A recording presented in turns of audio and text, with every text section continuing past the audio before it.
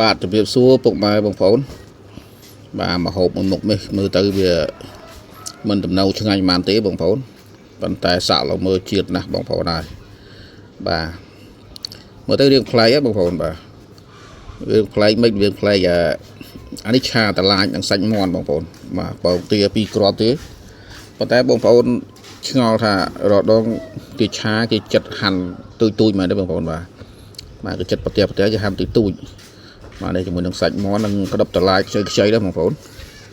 មកហូបនេះឆ្ងាញ់ណាបងប្អូនសាក់លើមើលប៉ុន្តែខ្ញុំអត់ហាន់ជាល្អិតទេព្រោះទៅវាល្អិតពេកដល់ពូឆាទៅខ្ញុំកាលមុនខ្ញុំឆាម្សៅហើយដល់ពូវាថាបែកវល់ទៅវាមើលទៅវាអត់ស្អាតឥឡូវខ្ញុំឆាចិត្តជាប្រទះដូចយើងស្លប្រហើស្លសន្លក់អញ្ចឹងបងប្អូនបាទខ្ញុំចិត្តប្រទះចេះហើយបងប្អូនធ្លាប់ចិត្តប្រទះអញ្ចឹងធ្វើមកហូបទេបងប្អូនបាទសាក់លើមើលបាទធ្វើចិត្តប្រទះអញ្ចឹងវាទំនងស្អាតមួយយ៉ាងវាមិនមកហូបដូចតែមកហូបអញ្ចឹងបងប្អូនវាឆាតឡាយនៅតែឆាតឡាយគាត់តែវាការចិត្តវាខុសគ្នាអានេះខ្ញុំក៏មិនដែលធ្វើទេខ្ញុំសាក់លើមើលទេបងប្អូនបាទចិត្តប្រទះចេះទៅស្រួលយើងដួសហូបដែរក៏ដងគេហាន់ទូចហ្នឹងបងប្អូនបាទ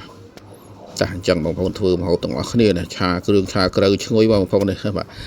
ឆាជាដូចយើងធម្មតាទេបងប្អូនបាទនេះសាច់យើងសាច់ចង់លុបជាងតឡាចទៀតបាទ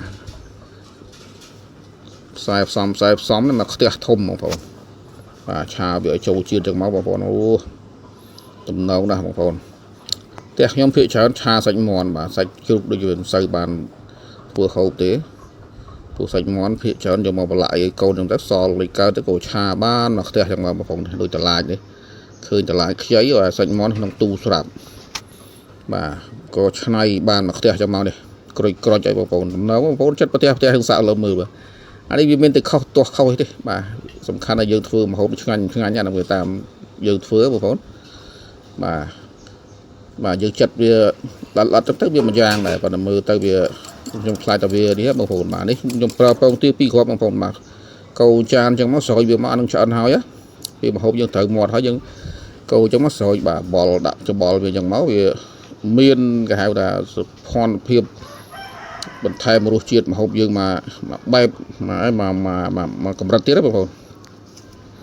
បាទនេះមានជាតិពងទាចឹងមកបងប្អូនទឹកខាប់បាទរួចការស្រេចនេះបាទរួចស្លឹកខ្ទឹមមករួចជាការស្រេចបងប្អូនមកផ្ទះហើយកូនខ្ញុំច្រើនណាបងប្អូនអើយ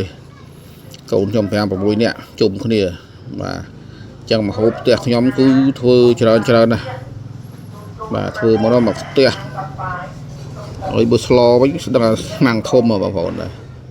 នេះរួចស្លឹកខ្ទឹមមកតំណងរបស់គេដែរបងប្អូនបាទឆាតឡាចនិងសាច់មាន់បងប្អូនឲ្យលេពងទា2គ្រាប់ទេបាទតំណងនេះបងប្អូនសាក់លើមើលបាទក៏លួខុសឆ្គងអីសូមអធិស្ឋានបងប្អូនបាទការធ្វើម្ហូបឆ្នៃលិចឆ្នៃកើតបានប៉ុណ្ណេះបងប្អូនបាទវីដេអូមានតែប៉ុណ្ណេះទេបងប្អូនអរគុណច្រើនបាទរាល់ដងដែលបានបងប្អូនបានចូលទស្សនាវីដេអូពេករបស់តឡាត់បាទអរគុណសុខសប្បាយទាំងអស់គ្នាបងប្អូនបាទជម្រាបលា